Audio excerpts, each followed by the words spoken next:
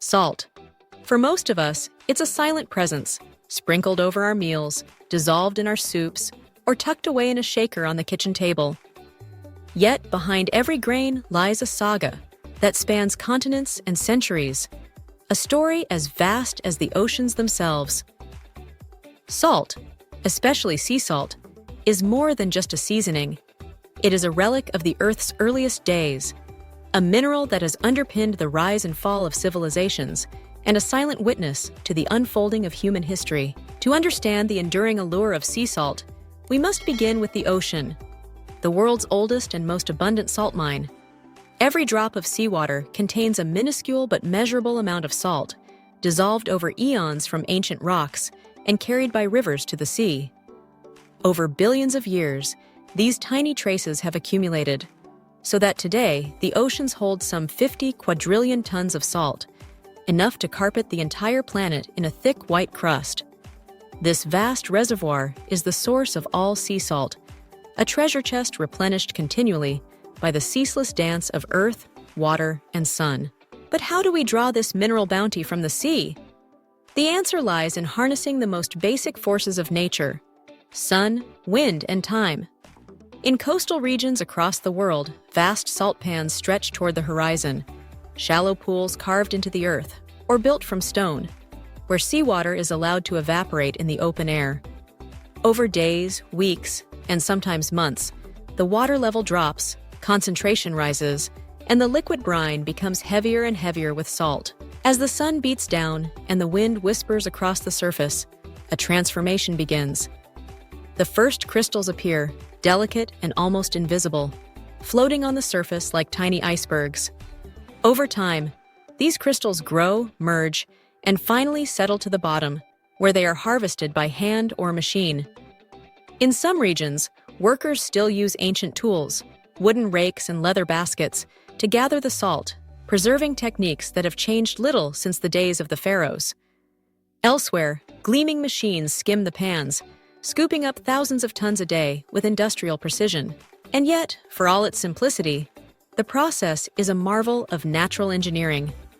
Every step, every change in temperature, humidity, or wind can affect the quality and flavor of the final salt. In places like France's Camargue or Portugal's Algarve, artisans speak of the salt as if it were a living thing, shaped by the personality of the sea, the sun, and the soil. Here, the sought-after fleur de sel, the delicate, flaky crystals prized by chefs, forms only under the right conditions, a testament to the artistry and patience required to coax perfection from nature. But why, after centuries of harvest, do the oceans never seem to run out? The answer is a lesson in Earth's grand cycles. Every year, rivers carry billions of tons of dissolved minerals into the sea, replacing what is lost to evaporation and extraction. The ocean, in turn, is so vast that even the most ambitious human efforts barely scratch the surface. The salt we harvest each year, some 300 million tons worldwide, is a drop in the bucket compared to the ocean's total reserves. In this way, the sea's bounty is effectively inexhaustible, sustained by the rhythms of geology and time. From the salt pans, the journey continues. Raw, crystalline salt is washed, graded, and sometimes further refined, depending on its final destination. Some is left unwashed, preserving trace minerals and subtle flavors that reflect the unique terroir of its origin. Other salt is purified, dried, and ground into the fine grains found in most kitchens. These variations, flaky, coarse, or powdery, are more than just matters of taste.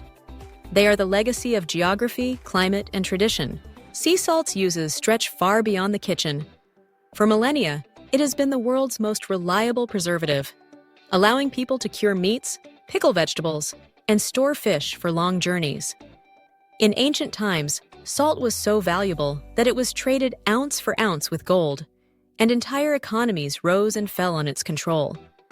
Roman soldiers were paid in salt, the origin of the word salary, and medieval kings built fortunes by taxing its trade.